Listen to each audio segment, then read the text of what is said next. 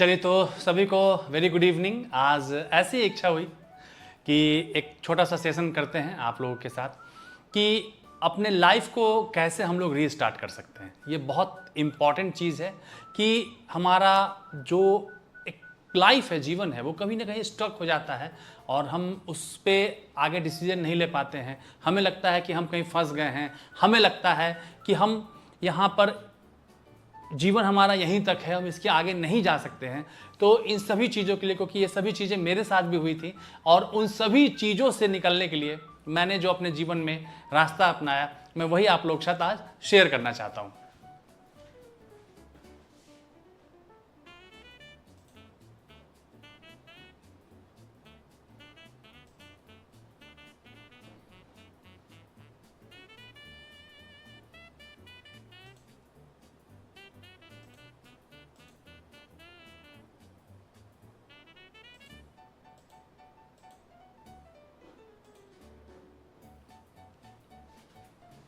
चलिए तो कई लोग लिख रहे हैं सर डिप्रेशन। देखिए, डिप्रेशन जैसी कोई चीज़ नहीं होती है प्रभु जी। एक ही प्रभु आपका नाम जो मेरे सामने दिख रहा है। देखिए, लाइफ बहुत इंपॉर्टेंट चीज़ है। ये हम छोटी छोटी चीज़ों को हम परेशान हो जाते हैं। आप जीवन में हर कुछ हासिल कर सकते हैं, आप जीवन में जो चाहिए वो कर सकते हैं। थोड़ा सा माइंडसेट को अपने ठीक कीजिए। वही इंसान है, दो हाथ दो पैर से कोई अंबानी बन जाता है। वही इंसान है जिसके पास भी दो हाथ दो पैर हैं, वो भीख मांगता है। कभी आपने सोचा है क्या अंतर है दोनों में? दोनों में सिर्फ माइंड सेट का अंतर है। वो जो इंसान जो अंबानी है, वो जो इंसान जो भीख मांग रहा है, दोनों में सिर्फ एक ही चीज का अंतर होता है, वो है माइंड सेट का अंतर। आज के बाद से आप अपने माइंड सेट पे कंट्रोल कीजिएगा कि हमें जीतना है।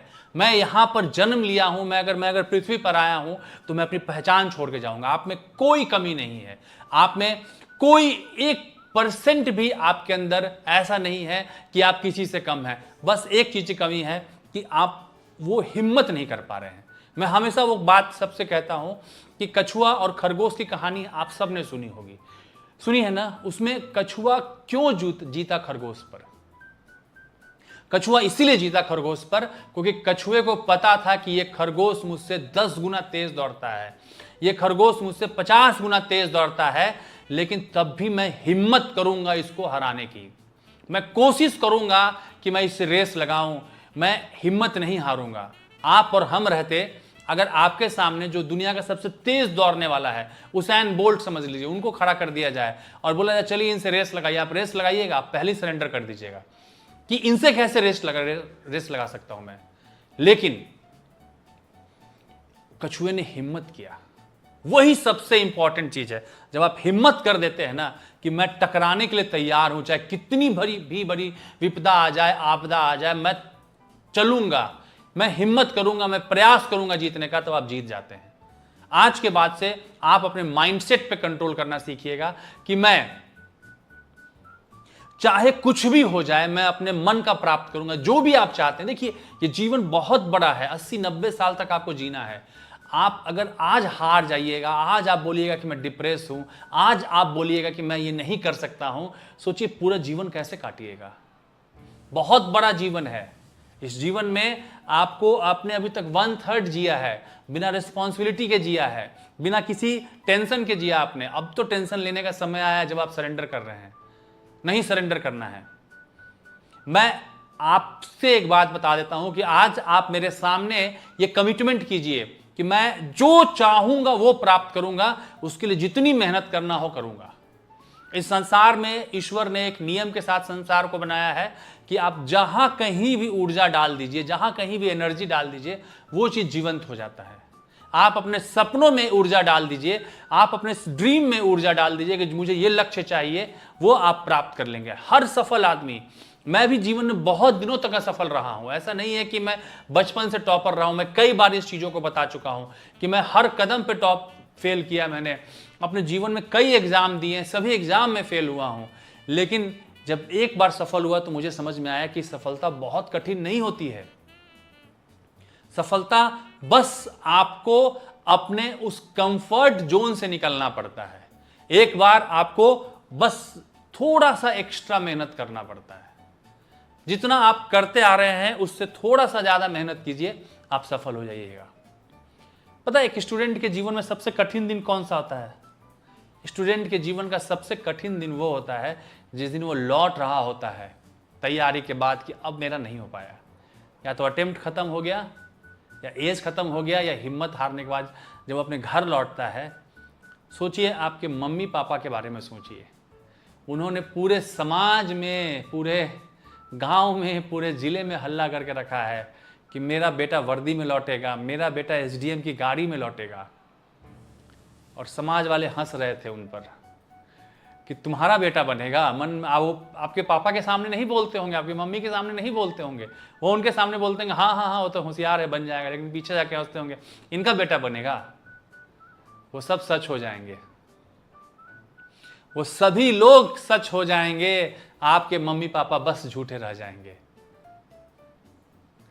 इसलिए मेहनत कीजिए, आप तो जी लीजिएगा अपना जीवन। आप तो तैयारी करते करते सबकी मोटी चमड़ी हो जाती है, कुछ फर्क नहीं पड़ेगा, लेकिन उनको फर्क पड़ेगा। सभी लोग जो समाज में हंस रहे थे वो सच हो जाएंगे, आपके मम्मी पापा झूठे हो जाएंगे। वो फिर किसी से ये नहीं कह पाएंगे कि मेरा बेटा वर्दी में लौटेगा या मेरा बेटा एसडीएम बन के लौटेगा। इसलिए बहुत कठिन समय आएगा, वो झोंक दीजिए अपने आप को, मत बचाइए। क्या कीजिएगा बचा कर? कई लोग बोलते हैं कि नहीं यार मैं थक गया हूं पढ़ते पढ़ते। अभी नहीं थके हैं, थकिएगा तब जब किसी प्राइवेट कंपनी में नौकरी कीजिएगा। मैं उस मोल्डिंग कंपनी में नौकरी करता था जहां 70-75 डिग्री सेंटीग्रेड टेम्परेचर होता था। 10 मिनट में पूरा कपड़ा भीग जाता था पसीने से। तब समझ में आया कि यार पढ़ाई आसान है, पढ़ाई में पंखा चलाना है, टेबल कुर्सी पर बैठना है, बेड पर बैठना और पढ़ना है। जो लोग पढ़ना चाहते हैं मैं आपको पूरा कोर्स यूट्यूब पे पढ़ा दूंगा फ्री में। पढ़ाई इंटरेस्टिंग है। पहले एक चीज समझिए, ये जो पढ़ाई है इंटरेस्टिंग है। आपको अगर नहीं समझ में आ रहा है पढ़ाई तो गलती आपकी है या आप उस टीचर की है जो आपको नहीं कन्विंस कर पा रहा है। मैं पूरा हिस्ट्री आपके दिमाग में बता दूंगा कि हिस्ट्री एक कहानी है, एक भारत देश है। मैं आपको 10 मिनट में हिस्ट्री पढ़ाता हूं और आपके दिमाग में बैठ जाएगा। भारत एक देश होता है, यूरोपियंस आना शुरू होते हैं। यूरोपियंस क्यों आते हैं? मसाले की खोज में आते हैं। मसाले की खोज में क्यों आते हैं? कि जमीन से जाने का जो रास्ता था वो रास्ता बंद हो जाता है और उनको मसाले चाहिए होते हैं। मसाले हर किसी को चाहिए क्योंकि बिना मसालों के टेस्ट नहीं आता है। अब वो उसके लिए समुद्री रास्ते से आते हैं। सबसे पहले पुर्तगाली आते हैं, फिर डच आते हैं, फिर अंग्रेज आते हैं, फिर डेनिश कंपनी आती है, फिर फ्रेंच कंपनी आती है, और इसी क्रम में ये सभी लोग आते हैं। वास्को डी गामा 1498 में पहुंचते हैं, कालीकट के तट पर पहुंचते हैं। जमोरी ने उनका स्वागत करता है, अब्दुल मजीद ने उनको रास्ता दिखाया। वो यहाँ आते हैं, यहाँ आने के बाद मसाले ले जाते हैं, 60 गुना प्रॉफिट होता है। 2 साल के बाद फिर से आते हैं एक व्यक्ति वहाँ से जिनका नाम होता है पेड्रो एल्वारेज कैब्रिल। 2 साल के बाद फिर वास्को डी गामा आते हैं। उसके बाद यहाँ उन्होंने अपनी एक फैक्ट्री लगा ली कोचीन में, वहाँ एक मैनेजर बैठा दिया। मैनेजर का नाम था आपको फ्रांसिस्को अल्मीडा। फिर धीरे धीरे करके इन्होंने अपने गोवा पे कब्जा कर लिया नीनो द कुन्हा ने। फिर गोवा पर कब्जा करने के बाद दूसरी कंपनी आती है, डच कंपनी आती है, वो मसूलीपट्टनम में आती है। फिर अंग्रेज आते हैं तो सबसे लड़ाई शुरू होती है। अंग्रेज की लड़ाई बाकी सभी से शुरू हो जाती है। सवाले के युद्ध में इन्होंने पुर्तगालियों को बाहर कर दिया, कर्नाटक युद्ध में इन्होंने फ्रांसीसियों को बाहर कर दिया। फिर अंग्रेज यहाँ बच जाते हैं। अंग्रेज यहाँ के जो लोकल राजा होते हैं उनसे प्लासी का युद्ध लड़ते हैं, बक्सर का युद्ध लड़ते हैं। बक्सर का युद्ध लड़ने के बाद अंग्रेजों का यहाँ पर राज शुरू हो जाता है। फिर धीरे धीरे कर भारतीयों को गुस्सा आता है, मैसूर वार होता है, अफगान वार होता है, आपको मराठा वार होता है, और उसके बाद से 1857 में भारतीय पहली बार जवाब देते हैं। यही पढ़ना है। 1885 में कांग्रेस का गठन हो जाता है। 1905 में बंगाल का विभाजन कर देते हैं। वो लोग समझते हैं कि बंगाल अगर अकेला जब तक बंगाल रहेगा तब तक बंगाल को हराना मुश्किल है। तो यही तो पढ़ना है मेरे दोस्त। कोई रॉकेट नहीं बनाना आपको, कोई हाई फाई टेक्नोलॉजी नहीं करना है, सिर्फ एक छोटा सा काम करना है कि कहानी को पढ़कर समझना है। कई लोग परेशान रहते हैं कि इकोनॉमिक्स नहीं समझ में आता। इकोनॉमिक्स क्या है? जीडीपी है। जीडीपी का मतलब क्या होता है? देखिए जीडीपी क्यों बनाया गया, एक टर्म क्यों आया कि एक आप हैं और एक आपका दोस्त है, ठीक है, आपका नाम है ABC और आपके दोस्त का नाम है XYZ। अब दोनों में कौन अमीर है कौन गरीब है कैसे पता चलेगा? आपके पास 100 रुपया है, ठीक है, इनके पास 300 रुपये है, लेकिन आपके पास 2 कार है, इनके पास 1 कार है, आपके पास 5 शर्ट है, इनके पास 4 शर्ट है। अब कैसे पता चलेंगे कि कौन अमीर है कौन गरीब है? तो उसके लिए एक टर्म बनाया गया, वैसे देश है, ये देश समझ लीजिए इंडिया है, ये चाइना है। मैं आपको जीडीपी बता रहा हूं, मैं हर चीज बता रहा हूं कि पढ़ाई जो है क्यों इंटरेस्टिंग है। अब कैसे पता चलेगा? यहां तो पैसे ज्यादा हैं, इनके पास पैसे ज्यादा हैं, लेकिन यहां कार ज्यादा है, यहां शर्ट ज्यादा है, तो कैसे इसको निकालेंगे कौन अमीर है कौन गरीब है? इसीलिए एक टर्म लाया गया जीडीपी, ग्रॉस डोमेस्टिक प्रोडक्ट। अब ग्रॉस डोमेस्टिक प्रोडक्ट क्या होता है कि एक साल में, कितने साल में? एक साल में, समझ लीजिए बहुत आसान कॉन्सेप्ट है।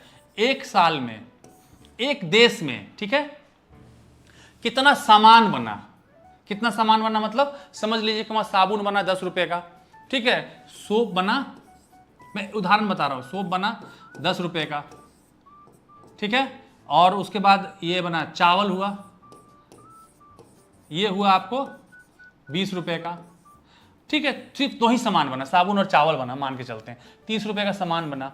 और सेवा कितनी दी गई? सेवा का मतलब क्या होता है? आप जाते हैं सैलून में, बाल कटवाते हैं, तो आपने कोई सामान तो नहीं खरीदा, आपने सेवा प्राप्त की, उसने आपकी बाल की कटाई की और उसके बदले आपने उनको कुछ पैसे दिए, तो कितनी सेवा दी गई, ठीक है। तो मान लो पड़ा कि 10 रुपए की सेवा दी गई, ठीक है। सेवा में आपको कई चीज आ जाएंगी, कैसे कैसे? जैसे मैं पढ़ा रहा हूं, तो जो लोग टीचर पढ़ाते हैं वो सेवा देते हैं, तो उसको सर्विस सेक्टर कहते हैं। जो सर्विस सेक्टर कहते हैं वो आपको सेवा प्रदान कर रहे हैं। अब इन्होंने यहां पर 30 रुपए का सामान बेचा और 10 रुपए की सेवा प्रदान की, तो 40 रुपए इनका जीडीपी हो गया। यही जीडीपी है और कुछ नहीं है जीडीपी, यही जीडीपी है। जो लोग कंफ्यूज रहते हैं कि नहीं समझ में आ रहा है, नहीं समझ में आ रहा है, नहीं समझ में आ रहा है, ये आसान चीज है मेरे दोस्त। पढ़ाई बहुत आसान चीज है। अगर आप पढ़ाई नहीं समझ पा रहे, कई लोग ज्योग्राफी में लैटिट्यूड लॉन्गिट्यूड में कंफ्यूज रहते हैं। अब देखिए, ये समझ लीजिए इतना बड़ा एक देश है, अब मुझे यहां बताना है कि मैं यहां रहता हूं, तो कैसे बताऊंगा? तो हम लोगों ने क्या किया, कुछ लाइनें ऐसे खींच दी सीधी सीधी, ठीक, और कुछ लाइनें हमने ऐसे ऐसे खींच दी इस देश में, ठीक। इसको दे दिया हमने नंबर ABCD, इसको नंबर दे दिया हमने 1 2 3 4, ठीक है। अब मुझे बताना है कि मैं यहां रहता हूं, तो मैं क्या बोलूंगा? C3 के पास मैं रहता हूं, तो आप पहुंच जाइएगा यहां पर। यही तो है जो लेटी हुई लाइन है, जो लेटी हुई लाइन है, ऐसे ये लाइन लेटी हुई है, इसको कहते हैं लैटिट्यूड। और जो सीधी सीधी लाइन है इसको कहते हैं लॉन्गिट्यूड। ये पृथ्वी पे, पूरे पृथ्वी पे लैटिट्यूड लॉन्गिट्यूड किया। आप जीपीएस कैमरा से जो फोटो खींचते हैं, जीपीएस में यही तो आता है, हर पॉइंट का लैटिट्यूड लॉन्गिट्यूड आता है। पढ़ाई यही चीज है। पढ़ाई कहीं से कोई रॉकेट साइंस नहीं है, पढ़ाई कहीं से कोई कठिन चीज नहीं है, पढ़ाई बहुत आसान चीज है। पढ़ाई बहुत आसान चीज है। अगर आपको लगता है कि मुझे पढ़ के नहीं समझ में आ रहा है, तो आप अच्छे टीचर से नहीं पढ़ रहे हैं या आपके अंदर इंटेंशन गलत है। जितनी भी पढ़ाई है, आप किसी भी विषय को उठा लीजिए। मैंने आपको इकोनॉमिक्स बताया, हिस्ट्री बताया, ज्योग्राफी बताया, पॉलिटी समझिए। पॉलिटी क्या होता है?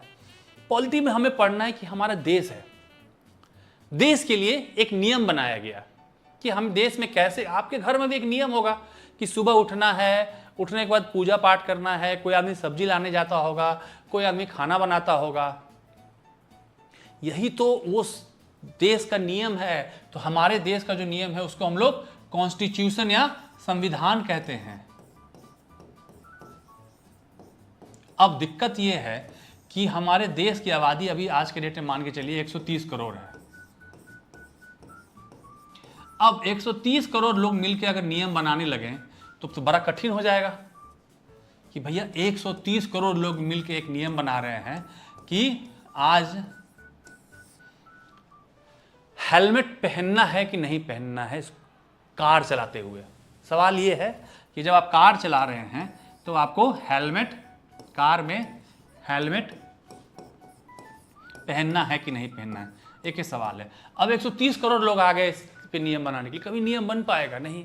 तो हुआ ये कि हम लोग 130 करोड़ को छोटे छोटे भाग में बांट देते हैं और हर भाग से एक आदमी आएगा। जैसे कि समझ लीजिए आपके परिवार की बात रखने के लिए आपके पिताजी जाएंगे, ये नहीं कि आपके घर में अगर 5 सदस्य हैं तो 5 सदस्य जाएंगे।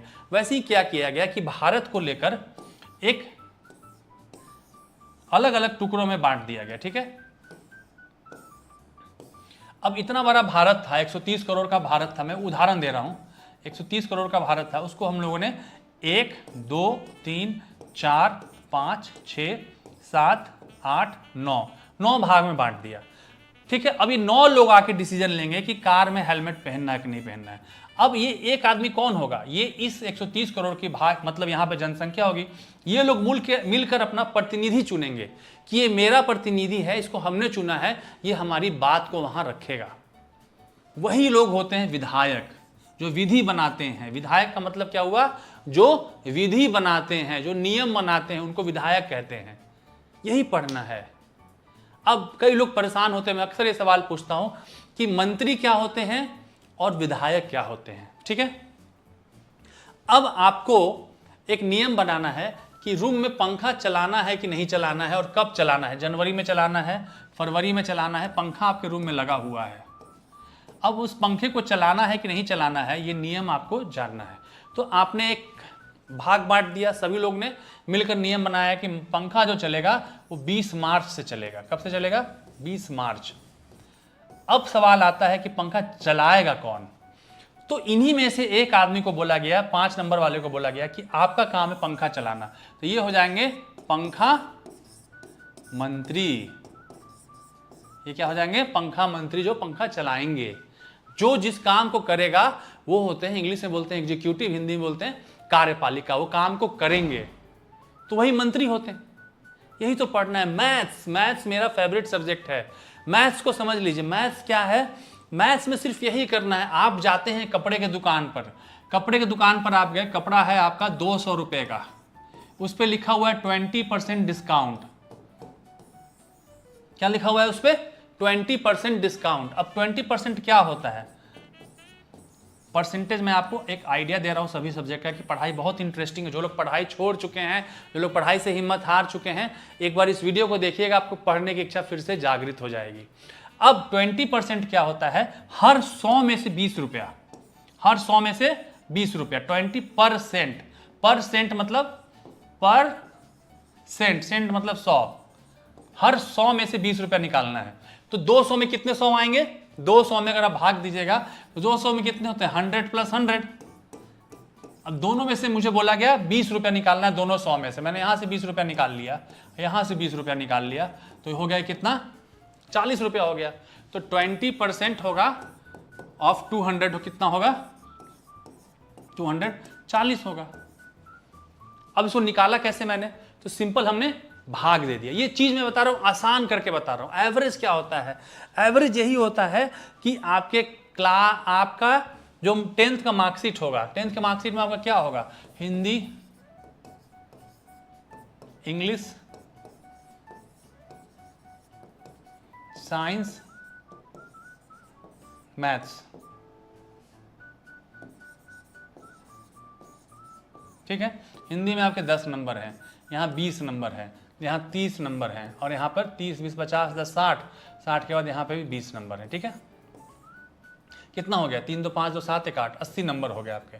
अब कोई पूछेगा कि आपका एवरेज नंबर कितना आया है, तो टोटल जोड़कर भाग दे दीजिए, 1 2 3 4, 4 से भाग दे दीजिए, तो आपका 20 नंबर एवरेज है, या 20% आपका नंबर आया हुआ है सब में। सब जोड़कर एवरेज कर लीजिए। एवरेज मतलब औसत कितना है सबका, यही तो पढ़ना है, बहुत कठिन नहीं है। मैं सिर्फ आपको इंट्रोडक्शन दे रहा हूं कि पढ़ाई से मत भागिए, पढ़ाई में इंटरेस्ट है, पढ़ाई मजेदार है। एक फिल्म और वेब सीरीज से ज्यादा मजेदार पढ़ाई है। एक बार फिर से अपने जीवन को रीस्टार्ट कीजिए, एक बार फिर से अपने माइंड को रीस्टार्ट कीजिए। मैं हमेशा सबको बोलता हूं कि आपके जीवन में आपके दिन की शुरुआत होनी चाहिए सबसे पहले सुबह उठते ही पॉजिटिव अफर्मेशन से कि मैं ये चीज प्राप्त करूंगा, ठीक है। उसके बाद नहा धोआ कर आपको 10 मिनट मेडिटेशन और 15 मिनट योगा करना है। योगा में क्या क्या करना है? योगा में आपको करना है 1 नंबर पे कपालभाति, 2 नंबर पे आपको अनुलोम विलोम और 3 नंबर पे आपको भ्रामरी, ठीक है। ये 3 योगा करना है 5-5 मिनट, 5 मिनट ये, 5 मिनट ये, 5 मिनट ये और ये 10 मिनट। टोटल आपको जीवन में 25 मिनट आपको अपने देना है। आपका दिमाग अपने आप अच्छा होते जाएगा, आपके दिमाग में अच्छी सोच आएगी, आपके दिमाग में जो पॉल्यूशन है वो कम होगा, आपका दिमाग बिल्कुल शांत होना शुरू हो जाएगा और बढ़िया डिसीजन ले पाएगा, ठीक है। चलिए तो इस सेशन को यहीं रोकते हैं, बहुत लंबा सेशन हो रहा है। बस मैं ये चाहूंगा कि हिम्मत मत हारिए, परों को खोल जमाना उड़ान देखता है, परों को खोल जमाना उड़ान देखता है, जमीन पर बैठकर क्या आसमान देखता है। आप सिर्फ मजदूर बनने के लिए पैदा नहीं हुए, दूसरे का झोला ढोने के लिए पैदा नहीं हुए। आप बेहतरीन जीवन जीने के लिए आप हकदार हैं। आप जीवन में वो सभी चीज पाने के हकदार हैं जो दुनिया में बनी है। इसलिए खुद पर भरोसा करना सीखिए, खुद पर यकीन करना सीखिए। एक बार खुद पर यकीन कर लीजिएगा ना तो फिर दुनिया आपकी है। सभी को छोड़कर खुद पर भरोसा कर लिया मैंने, वो मैं जो मुझ में मरने को था उसे जिंदा कर लिया मैंने। अपने मैं को जिंदा कीजिए, देखिए आपका जीवन बदल जाएगा, ठीक है। चलिए आज की क्लास को यहीं रोकते हैं। मेडिटेशन जो लोग करना चाहते हैं वो आप मुझे जरूर कमेंट कीजिएगा इस वीडियो के अंत में। मैं मेडिटेशन आपको कल या परसों कराऊंगा। शाम को हम लोग 10-15 मिनट मेडिटेशन या सुबह 10-15 मिनट मेडिटेशन करेंगे, लेकिन कमेंट कीजिएगा, मुझे पता चले कि कई लोग मेडिटेशन सीखना चाहते हैं, मैं जरूर मेडिटेशन कराऊंगा, ठीक है। चलिए गुड नाइट, बाय।